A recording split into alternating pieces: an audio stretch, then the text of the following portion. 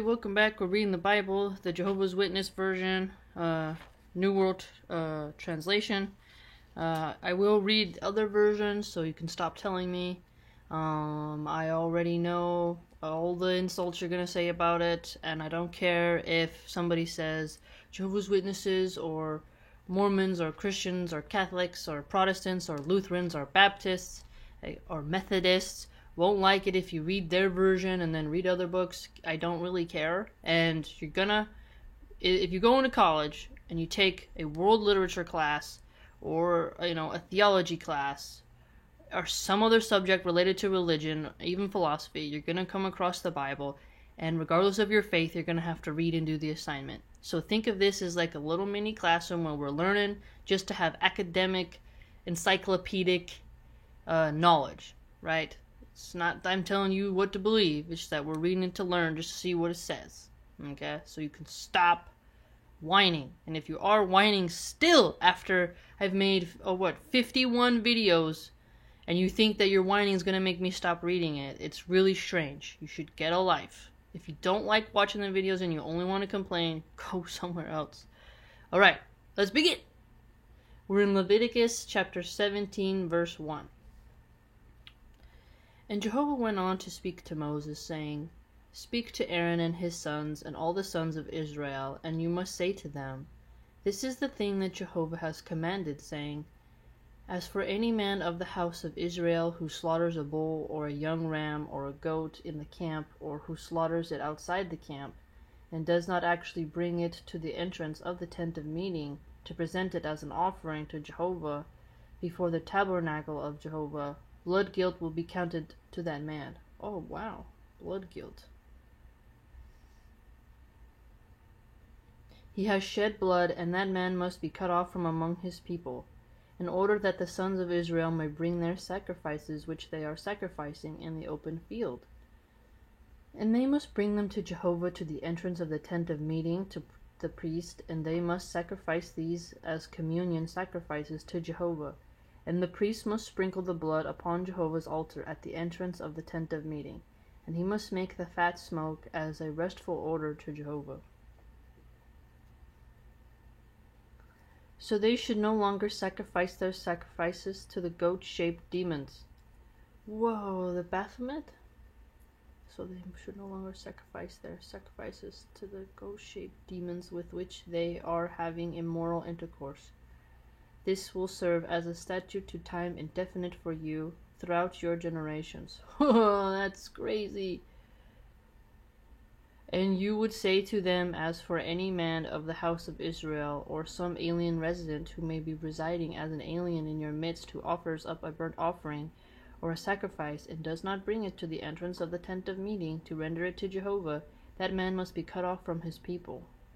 Oh, so even of alien, right? So if even foreigners are subject to this law. The people must make them subject to the law. They must integrate.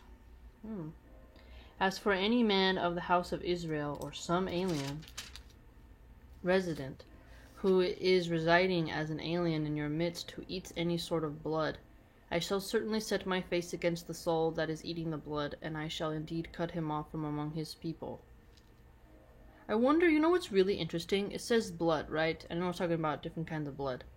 I wonder what Christians who are trying to do those vampire face masks, like the idiot Kim Kardashian, they put blood on their faces, and your skin does absorb some of the stuff you put on it. I wonder if that's actually anti-Christian. You're not supposed to rub blood on your body to get more younger looking skin.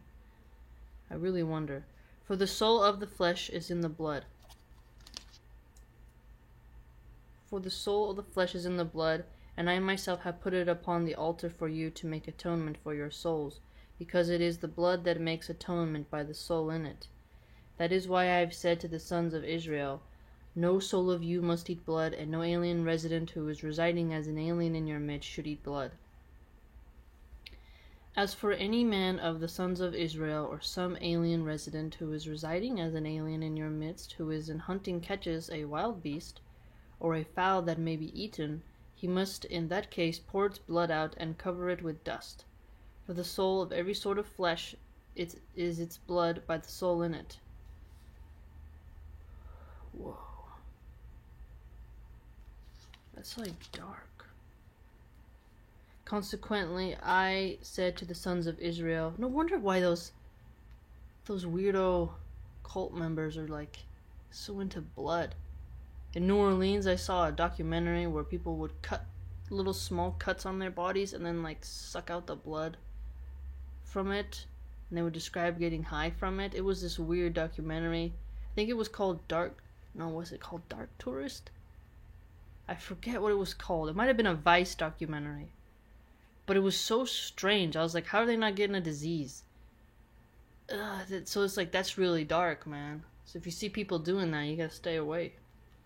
You must not eat the blood of any sort of flesh, because the soul of every sort of flesh is its blood. Anyone eating it will be cut off. As for any soul that eats a body already dead, or something torn by a wild beast, whether a native or an alien resident, he must in that case wash his garments and bathe in water and be unclean until the evening. And he must be clean. But if he will not wash them and will not bathe his flesh, he must then answer for his error. So blood makes atonement. The Aztecs thought that too. They just spattered blood all over there. That's why they did human sacrifice, because humans have it's a higher ranking blood sacrifice. Huh. That's dark. It's very interesting.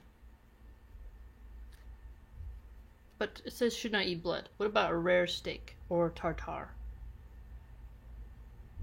Huh. People who do the carnivore diet kind of eat a lot of medium rare meat. It's easier to chew. The fat smoke as a restful odor to Jehovah repeats a lot. 7. So they should no longer sacrifice their sacrifices to a goat-shaped demons. So it says plural. So there's multiple. Immoral intercourse. That could be read in several ways. As intercourse, or as in communication, or both. What a weird thing. Goat-shaped demons. I wonder if it's because they made the altars like that, or those demons actually look like that. Like a minotaur. Well. Blood guilt. If you don't bring in the sacrifice of the tent of meeting and you present it for Jehovah of the tabernacle, you're going to have a blood guilt on you. Dang. Leviticus 17 is trippy.